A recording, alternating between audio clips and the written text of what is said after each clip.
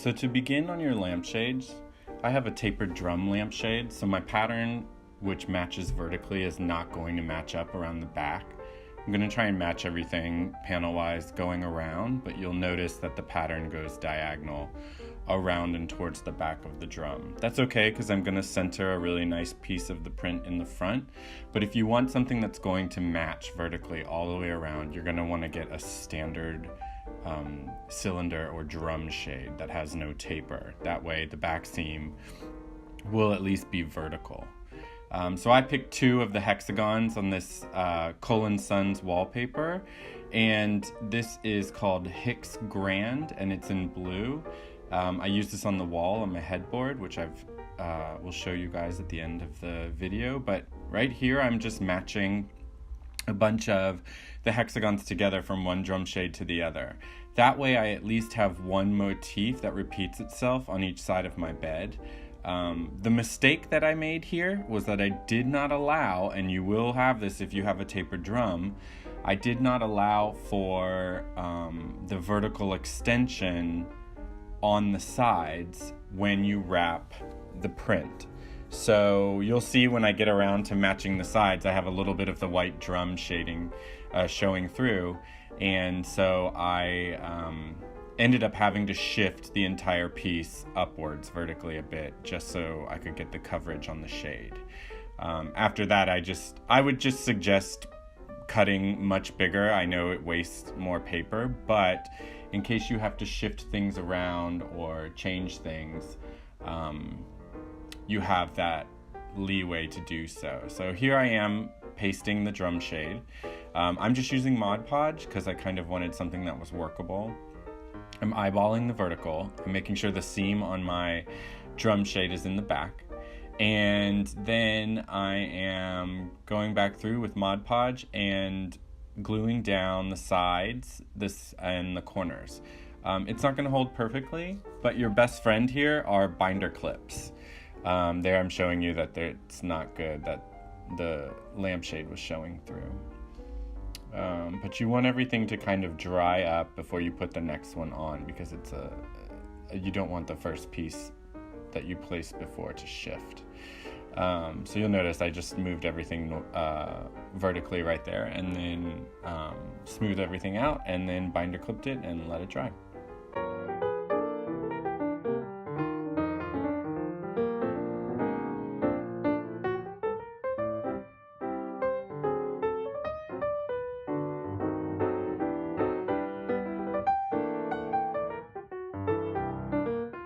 Right here, I'm creating slashes. This helps the paper bend, and as you'll notice with non-woven wallpapers, as the glue starts to set in, the wallpaper becomes a lot more malleable, which is really nice.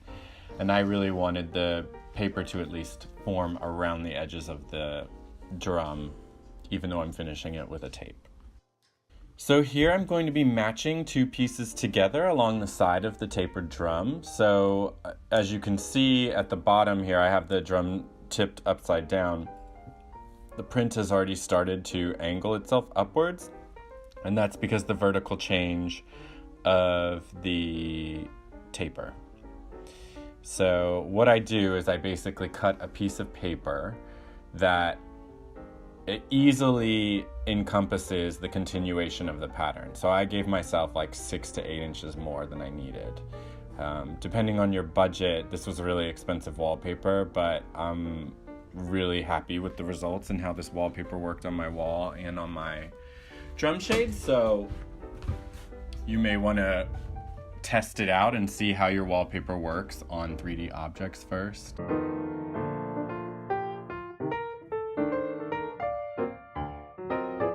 So here I'm just adding Mod Podge to the back directly of the wallpaper and then letting it sit there for a minute, kind of like soak in since it's a non-woven. And then I'll be aligning it along the back.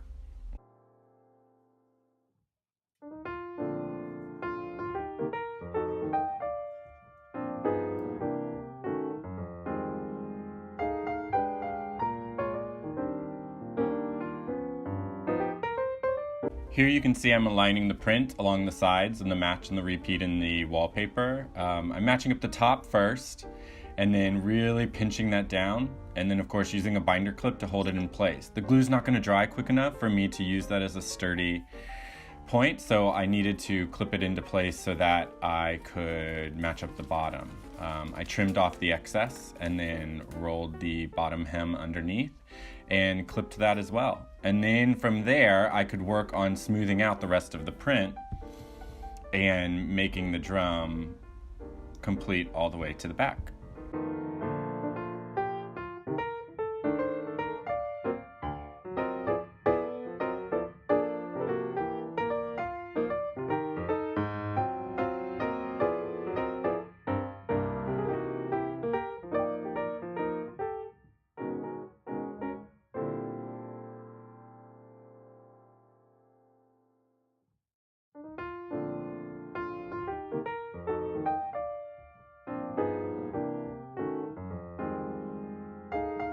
So even though I rolled over the hems, I needed to trim the paper all the way down to the drum. And it's a little bit messy, and that's okay, because I'm going to be finishing it off with a bias binding that I bought from the store, or that you can make on your own. For the bias binding, you're going to want to start by gluing the very tippy top of your shade and then putting the middle of your bias binding on there and wrapping it down around both sides of the shade. Here I'm measuring around the shade just to get a length and giving myself a little bit extra to work with and to roll over at the end.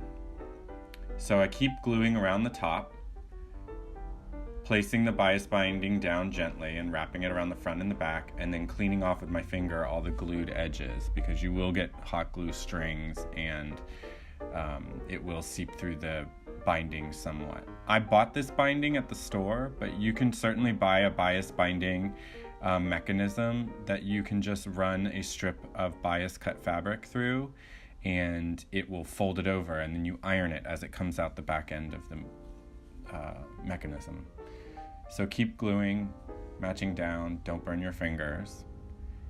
When you get to the end, make sure that you roll over the bias binding on itself so that you have a finished edge, and then glue that down.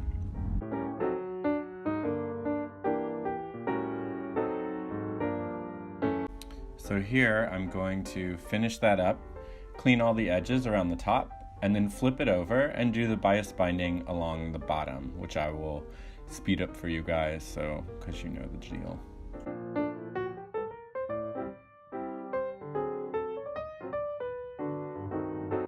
As you can see, the Mod Podge is showing at the seams, so I ended up coating the whole lampshade in Mod Podge just so I had a similar texture all around.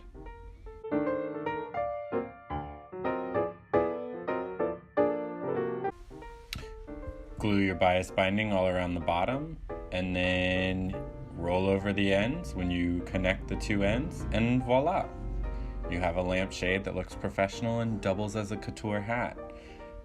This project was really exciting and really fun, and I really feel like it brought my room together, which I wasn't really certain how that was going to work out. Another thing that happened was when we turned on the lights, we realized that the lampshade's inverted in color, so at night it looks like a completely different lampshade.